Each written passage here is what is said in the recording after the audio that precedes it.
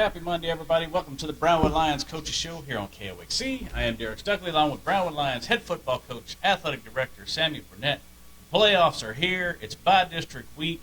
San Elizario is coming to town in a few days. How are you feeling, Coach? I'm feeling blessed. I mean, there's a lot of people that aren't getting to play football on Thursday or Friday night, so having the opportunity to do that is a blessing. So we're embracing that blessing and excited about the opportunity. Of course, coming off the bye week last week, I guess how have things gone the last week or so as y'all prepare for the playoffs? It's gone well. I mean, we gave our kids off of practice last week. They've been going since July 31st. We did a bunch of conditioning and weights, treated it sort of like an off season, but laid off of going out there and practicing. We're able to put a game plan together early with the coaching staff because we had film on them, and we were able to do that during the open week. Got an opportunity to go scout. We had groups of 4 going to 3 different places, so we got a good eye on some upcoming opponents. So it was good. Our kids are excited. Had a great day today, knowing that that's a short week and have a great opportunity to get in the win column. Everybody's excited, refreshed, and ready to make a run. No, we dealt with this last year, but just talk about having the bye week the last week of the regular season. I know everybody would like to have it during the season, but does it work out better coming when it does? Well, it just depends. You know, I've always been one that liked it in the middle of the season because it gave you a break. But if you can make it to the end of the season and you can be healthy and get in the playoffs and then have a week off, it's good. I think it's even more of a blessing for us. We finished first in the district, so we'll face a 4th-seeded team, which means it gives us an opportunity to go out there and knock some rust off because regardless of what you think, being off for 2 weeks or practicing for a week or whatever and not having game speed that week before, you lose a little bit, so it gives us a chance to be able to knock that rust off quickly and go out and perform at the level we want to. You know, in the past, games that you've played where you had a bye before district, it's always that first half that you're trying to get back in the groove and get back into game speed. There's nothing that simulates game speed other than a game, so playing a 4-seeded team gives us an opportunity to go out there and be able to afford a mistake if it happens and maybe still be able to overcome that so that you can get back to game speed. Of course, the game will be here Thursday night at 6 o'clock. Just talk about another opportunity to play from the home. There's 7 home games now this year. Just excited. I mean, it's hard for people to come in Brownwood Stadium and beat the Brownwood Lions, and that's because of our fan base and the support we have from the community. I think everybody's excited. Hopefully everybody will get their tickets. It'll be a sellout. You know, we're going to have rooms on both sides so we can have our fans come. We'll also have their fans. We'll have people that just want to come and watch a playoff game at Brownwood Stadium be there. So I think it's going to be a great venue, a great atmosphere, and all the support that we get from the community will help rally us to victory. You know, it's like I said, it's intimidating when people come to Brownwood Stadium and see how many people we have. So that's a big deal. Worked really hard to make that happen so that we could get that done, and that's come to fruition, so we're excited about it. One more chance to play at Brownwood Stadium, especially for those seniors. Could be the last time they step onto that field as a Brownwood Lion, so that's a big deal. Not to look too far ahead, but this past Friday, I think maybe a couple upsets in some of the other districts in the region, and now the brackets kind of look a little different than thought maybe it would this time last week. Yeah, I think if we're able to make a run, we'll play San Elizario. I think week 2 you're probably going to look at Canyon Randall. Week 3 would be Springtown, and week 4 would be Decatur. That's my prediction. But you never know. I mean, you got to be lucky. You got to stay healthy in the playoffs, and you know, anything can happen on Friday or Thursday night. So we got to treat this Thursday as it's the state championship. We're going to take it one game at a time, and that's all we're focused on right now is one game. We win that game, we're fortunate to move on. We'll look at the next opponent. But forecasting the future, I think it'd be Randall, Springtown, and Decatur. As far as San Elizario goes, what can you tell us about it so far? They run the football a lot. They're a lot like Andrews, except for they're a double slot. They have one running back behind the quarterback, and that's it. They do a lot of motion stuff. They're going to run the football. They're not in the last 4 games they've thrown the ball 7 times. So we just got to be disciplined like we were against Andrews and not give up a big play on the pass and force them to run the football, which sort of leans into what we feel we do good, and that's stopping the run. So I think everything tips in our favor. You know, just go out there and do what we do. As far as we go offensively, defensively, what do you want to see out of the guys Thursday? Just total dominance in all 3 phases of the game. We've got to be physical up front on offense, control the line of scrimmage, move the ball on the ground. If we've got to throw the ball, be capable and able to do that. They're a cover 4 team, which means they're soft on the back end. They'll give you the underneath stuff, so we've got to take advantage of that. Use our quick screen games to get the ball on the perimeter and make yardage that way, which will move people out of the box to allow us to continue to run the ball like we want to. They start tightening down, putting more people in the box, gives us opportunity to take shots over the top. Defensively, we got to control the line of scrimmage. We've got to dominate their offensive line. Can't let them get a surge. They're 3 yards in a cloud of dust. We've got to control the line of scrimmage and hit them in the backfield. No talk last week a little on offense about how well run the ball since district started, but you wanted to throw it a little more. Is that something y'all going to concentrate on Thursday? You'll probably see us throwing the ball a little bit more just because we want to. Don't feel like we're going to have to because we run the ball really well. We're healthy for the most part, as healthy as we've been. We'll probably hold Sam Common out, our middle linebacker on defense. He's been struggling with the hip issue for a long time. We feel like we can give him an opportunity to get some air. He'll be able to go if we have to have him. But, us being able to throw the ball out on the perimeter, we need to do that in a game setting. Feel like we're going to be able to do that a little bit more, but yet everything's dictated by the run game. We are going to run the football, but talk to our coaching staff on the offensive side, and we're going to lean a little bit more on working on our screen game, our quick game, passing game, and then, of course, if you're behind the chains, work on your 3-step drop, your vertical package stuff. Of course, you mentioned Sam. How's the health of everybody else looking? Seem to be pretty good. I mean, I talked to him this morning. Everyone that's been dinged up, banged up. Hopefully Levi will get that cast off his hand that he's been wearing, which will help him out a little bit. Xavier's taking the brace off his hand where he broke a bone in his hand.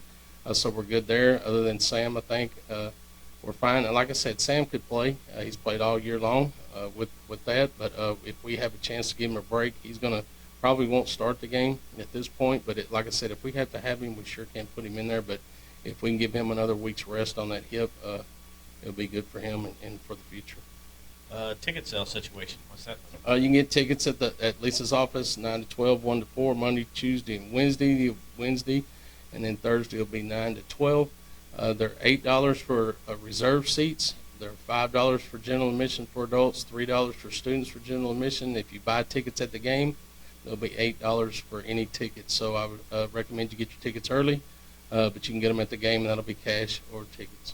Okay, we'll talk a little more football on Wednesday. What else has been going on, Coach? Well, I want to congratulate Sydney Wyndham for going down to Round Rock and running the state cross-country meet. That was a big deal. She ran a 12:42, which was a good time for her. So she has to leave that meet feeling rewarded for her efforts for the year, and sets a great example for the future cross-country teams. So I'm proud of her and what she did, and Coach Lipsey and Coach Mosqueda. So congratulations to them. Of course, we're thumping in the gym right now with our boys and girls basketball. We'll host Pretty with the 9th grade and Easton with the JV and varsity at 4 o'clock, starting at 4 o'clock at Warren Gym on Tuesday. Our boys will be at Lampasas at a scrimmage against Lampasas at 5 o'clock on Tuesday. And then our girls will host Merkel at 4:30 on Friday. So that's what we got. And, of course, kickoff at Gordonwood Stadium for Bi-District Championship against Santa Lazaro will be at 6 o'clock at Gordonwood Stadium on Thursday. Yeah, Coach Horch was in here not too long ago, and they still have a really young team, but now they have an extra year of experience under the belt. Yeah, and they got some youth that's good. They're going to have a little more height than they've had in the past. Got to sit in the gym and watch them practice, and the girls are excited. I think they're going to have a little bit more depth this year, which is good. So got good numbers, so excited to see what they do. The boys will be a little thin right now. We have a lot of guys that play basketball that are still playing football, but they're still off and running, and they're going to take what they have and compete, go out there and do what they can do until they get their full team there. But they're practicing hard. They're in the gym early in the mornings. I get there about 5:50, 6 o'clock, and they're there. So they're raring and ready to go, see if they can't get some kids some experience that may not get some experience later on that they can use, and see what happens. And I know Sydney was in here last week. She talked about wanting to run somewhere in the 12:30s, 12:40, Mm-hmm. so she hit her goal. 12:42 is a good goal. Was a good mark for her, so congratulations to her. All right. So have you been in here since the World Series wrapped up? I have. We have? Yeah. What, did we? I don't know. I don't thought know. we were here for game 5 or whatever. We Was it might have Wednesday? been. I don't know. So what are your thoughts on the Rangers? How about them Rangers? How about them It's a great opportunity for me to use them, but with our kids, they were a team that didn't really know themselves through the year. They were leading for a while. They stumped their toe, sort of like we did against Stephenville, and then they got going again, and then when the playoffs hit, they got hot. They got hot. They started winning games. They started believing they can win. They drew together as a team. You saw great chemistry with the team. They had a fighter's mentality, and they started believing. And that's just a great example for our kids. You know, we have had a good season, then we stumped our toe, and then we got back on track, and now we have an opportunity to go to the playoffs. And we need to get hot. We need to focus on today. What can you do today to make yourself better for tomorrow? We're not guaranteed tomorrow, so you got to live today to the fullest, become as good as you can today, and be prepared for tomorrow. If you get tomorrow, then go out there and be better tomorrow because of what you did today.